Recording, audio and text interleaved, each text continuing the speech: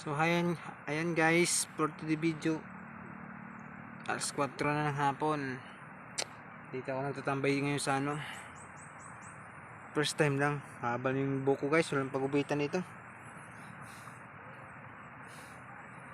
Ito yung mga estudyante dito guys, isa tumatawid sa ilog Ayan dito sa amin, ayan po yung ilog, hanggang dun yan, pababa. Diyan kami nangunguha ng isda, kung ano dyan, marami dyan. Tinatawag na lang yun na sutil. Pag gabi marami guys, pag ngayon wala kasi akong dala ng pamana. Ayun maganda dyan guys.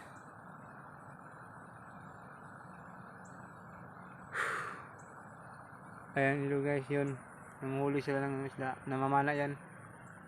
Ganitong oras sila.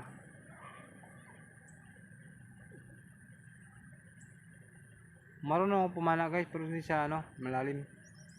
Lakas ako nun So lang kinaganda nito guys, maganda yung view.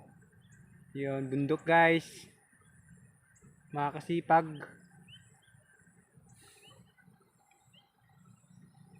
Tsaka yung ganda yung pinagtambayan ko. Kasi ilang araw na lang balik na naman tayo sa trabaho. Wala. Tagal-tagalan na tayo makabalik dito guys. Iba-iba kasi yung ilog dito pag bumaba guys. Doon sa unahan yun. Doon yung ilog dati. Tapos ngayon dito na naman, nasusunod pag baha na naman, iba na naman yung mapuntahan nito, doon sa kabila na naman, palipat-lipat lang. Yung guys, yung mga tao.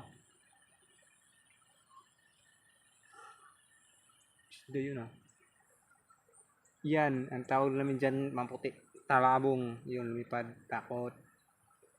Pangalan pa lang, lumipad na. So ayan guys, nakita niyo yung view dito.